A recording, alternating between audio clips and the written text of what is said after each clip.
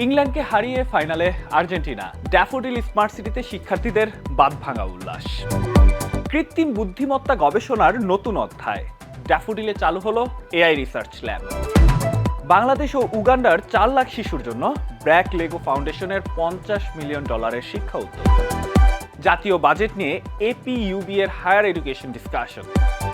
ক্রিয়ে venture 4.0 এ দেশ জুড়ে তরুণ উদ্ভাবকদের অংশগ্রহণ। Champion startup grid. BUFT cineframe ফেস্টে প্রদর্শিত হলো শিক্ষার্থীদের নির্মিত 28টি স্বল্পদৈর্ঘ্য চলচ্চিত্র। এইচএসসি ফিজিক্সের প্রশ্ন পর্যালোচনায় শিক্ষা বোর্ড।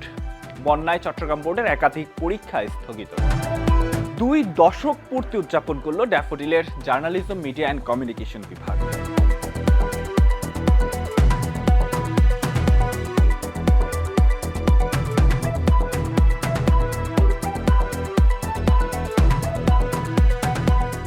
এতক্ষণ শুনলেন শিরোনাম, এবার বিস্তারিত। ক্যাম্পাস টিভির সাপ্তাহিক আয়োজন সপ্তাহ জুড়ে আমার ক্যাম্পাসের পুরো সময় জুড়ে আপনাদের সঙ্গে আছি আমি রিফাত জাহান।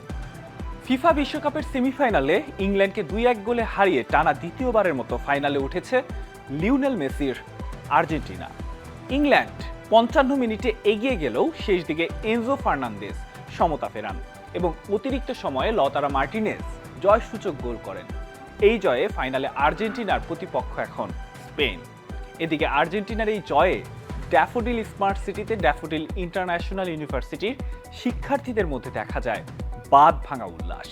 উপচে পড়া ভিড়, জার্সি, পতাকা আর স্লোগানে পুরো ক্যাম্পাস যেন পরিণত হয় এক টুকরো আর্জেন্টিনায়।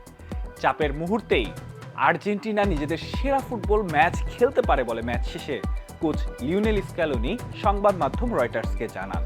আর বাংলাদেশি সমর্থকদের আরও একটি জয় উপহার দিতে চান বলেও তিনি এক প্রশ্নের জবাবে বলেন। কৃত্রিম বুদ্ধিমত্তা গবেষণা, উদ্ভাবন ও প্রযুক্তিভিত্তিক দক্ষতা উন্নয়নে ড্যাফোডিল ইন্টারন্যাশনাল ইউনিভার্সিটিতে চালু হলো আর্টিফিশিয়াল ইন্টেলিজেন্স রিসার্চ ল্যাব এবং এআই প্রজেক্ট কম্পিটিশন 2026। সম্প্রতি ডাক, টেলিযোগাযোগ ও তথ্য প্রযুক্তি এবং বিজ্ঞান ও প্রযুক্তি মন্ত্রণালয়ের মন্ত্রী ফকির মাহবুব আনাম এই অত্যাধুনিক ল্যাব ও প্রতিযোগিতাটি উদ্বোধন করেন। এই উপলক্ষে তিনি বিশ্ববিদ্যালয়ের তথ্য প্রযুক্তি, শিক্ষা, উদ্ভাবন এবং এআই ভিত্তিক বিভিন্ন গবেষণা কার্যক্রম পরিদর্শন করেন। ডিআইইউ বোর্ড অফ ট্রাস্টিজের চেয়ারম্যান ডক্টর মোহাম্মদ সবুর খানের সভাপতিত্বে অনুষ্ঠানে বক্তব্য রাখেন উপাচার্য প্রফেসর ডক্টর এম.আর. কবির, উপ-উপাচার্য প্রফেসর ডক্টর মোহাম্মদ মাসুম ইকবাল এবং কম্পিউটিং অ্যান্ড ইনফরমেশন সিস্টেমস বিভাগের বিভাগীয় প্রধান সহ অন্যান্যরা। 5 জন ফুল টাইম রিসার্চারের সমন্বয়ে গঠিত দলটি ইতোমধ্যে AI professor, AI proctor, AI registrar তৈরি করেছে। পাশাপাশি স্মার্ট ক্লাসরুম প্রজেক্ট নিয়েও কাজ করছে তারা। মানবিক সংকটে ক্ষতিগ্রস্ত শিশু কিশোরদের শিক্ষা ও দক্ষতা উন্নয়নে $50 মিলিয়ন একটি উদ্যোগ চালু করেছে ব্র্যাক লেগো ফাউন্ডেশন।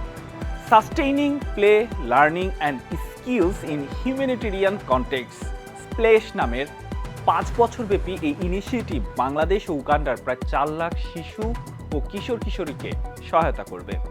এর মাধ্যমে প্লে বেসড লার্নিং, প্রাথমিক শিক্ষা, মানসিক সুস্থতা, psychological support, life skills, vocational training এর সুযোগ দেওয়া হবে।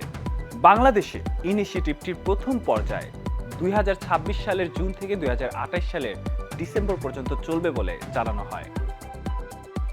জাতীয় বাজেট 2026-27 বাস্তবায়নে বেসরকারি বিশ্ববিদ্যালয়ের ভূমিকা নিয়ে মতবিনিময় সভা করেছে association of private universities of Bangladesh বা এপিইউবি। সম্প্রতি ঢাকার গুলশানের একটি হোটেলে আয়োজিত এক বাজেট পরবর্তী মতবিনিময় সভায় প্রধান অতিথি হিসেবে উপস্থিত ছিলেন অর্থ ও পরিকল্পনা মন্ত্রী আমির খসরু মাহমুদ চৌধুরী। বিশেষ অতিথি হিসেবে উপস্থিত ছিলেন বিশ্ববিদ্যালয় মঞ্জুরি কমিশন বা ইউজিসি এর চেয়ারম্যান অধ্যাপক ডক্টর মামুন আহমেদ। অনুষ্ঠানে কিনোট পেপার উপস্থাপন করেন এপিইউবি ও ড্যাফোডিল ইন্টারন্যাশনাল ইউনিভার্সিটির চেয়ারম্যান ডক্টর মোহাম্মদ সবুর খান। তিনি বেসরকারি বিশ্ববিদ্যালয়ে আয়কর 10% থেকে 5% নামিয়ে আনার জন্য সরকার ও অর্থমন্ত্রীকে ধন্যবাদ জানান এবং ভবিষ্যতে অবশিষ্ট 5% করও প্রত্যাহার করা হবে বলে আশাবাদ ব্যক্ত করেন। একই সঙ্গে স্থায়ী ক্যাম্পাস নির্মাণে ব্যাংক ফাইন্যান্সিং সুবিধা এবং গবেষণা ও উচ্চশিক্ষা উন্নয়নে নীতিগত সহায়তার প্রয়োজনীয়তার কথা তুলে ধরেন তিনি। তরুণদের উদ্ভাবন ও এন্টারপ্রেনারশিপদের উৎসাহিত করতে অনুষ্ঠিত হয়েছে ক্রিয়েভেঞ্চার 4.0 ন্যাশনাল আইডিয়া পিচিং কম্পিটিশন এর গ্র্যান্ড ফিনালে। সম্প্রতি Dhaka university entrepreneurship development club আয়োজিত প্রতিযোগিতাটির চূড়ান্ত পর্ব অনুষ্ঠিত হয় ঢাকার হলিডে ইন ঢাকা সিটি সেন্টারে। দেশের ৬২ জেলা থেকে ১,০৬৩ জন অংশগ্রহণকারী ৩৪৮টি টিম গঠন করে প্রতিযোগিতায় অংশ নেন। বিভিন্ন ধাপের মূল্যায়ন শেষে ৮টি টিম গ্র্যান্ড ফিনালে নিজেদের আইডিয়া উপস্থাপন করে। প্রতিযোগিতায় স্টার্টআপ গ্রিড চ্যাম্পিয়ন নির্বাচিত হয়। ফাইনালিস্ট টিমগুলো agritech, climate tech, AI, health tech, IoT, clean tech এবং সাস্টেইনেবল ফ্যাশন সহ বিভিন্ন খাতে আইডিয়া উপস্থাপন করে। শিক্ষার্থীদের চলচ্চিত্র নির্মাণ ও সৃজনশীল প্রতিভা তুলে ধরতে BGMEA university of fashion and technology বা বিইউএফটিএ অনুষ্ঠিত হয়েছে ৩ দিনব্যাপী সিনে ফ্রেম ফেস্ট 2026। বিইউএফটি ফটোগ্রাফি ক্লাব আয়োজিত এই উৎসবে বিভিন্ন চলচ্চিত্র ও স্থিরচিত্র প্রদর্শনের পাশাপাশি শিক্ষার্থীদের নির্মিত মোট ২৮টি শর্ট ফিল্ম দেখানো হয়। জুরি বোর্ডের মূল্যায়নে নির্বাচিত সেরা নির্মাতাদের পুরস্কৃত করা হয়। অনুষ্ঠানে দেশের চলচ্চিত্র ও অভিনয় প্রাঙ্গণের পেশাজীবীরা উপস্থিত ছিলেন। চলমান এইচএসসি ও সমমানের পরীক্ষার ফিজিক্স ফার্স্ট পেপারে 2টি প্রশ্ন নিয়ে অভিযোগ ওঠার পর বিষয়টি পর্যালোচনা করছে শিক্ষা board. Inter education board examination control committee এক সংবাদ মাধ্যমকে জানিয়েছে, ক্রিয়েটিভ অংশের 6 ও 7 নম্বর প্রশ্নে ভুল প্রমাণিত হলে শিক্ষার্থীদের স্বার্থ রক্ষায় প্রয়োজন অনুযায়ী পূর্ণ নম্বর দেওয়া হবে। অন্যদিকে বন্যা পরিস্থিতির কারণে চিটাগাং এডুকেশন বোর্ডের অধীনে জেলাগুলোতে 13, 15, 16 জুলাইয়ের এইচএসসি ও সমমানের পরীক্ষা স্থগিত করা হয়। স্থগিত সিদ্ধান্তটি সংশ্লিষ্ট জেলাগুলোকে আলিম, এইচএসসি বিএমটি, এইচএসসি ভোকেশনাল এবং ডিপ্লোমা ইন কমার্স পরীক্ষার্থীদের ক্ষেত্রেও প্রযোজ্য। নতুন সময়সূচি পরে জানানো হবে বলে নোটিশ দেওয়া হয়। উৎসবমুখর পরিবেশ ও স্মৃতি রোমান্থনের মধ্যে দিয়ে 20 বছর পূর্তি উদযাপন করেছে ড্যাফোডিল ইন্টারন্যাশনাল ইউনিভার্সিটির department of journalism, media and communication বা জিএমসি ডিপার্টমেন্ট।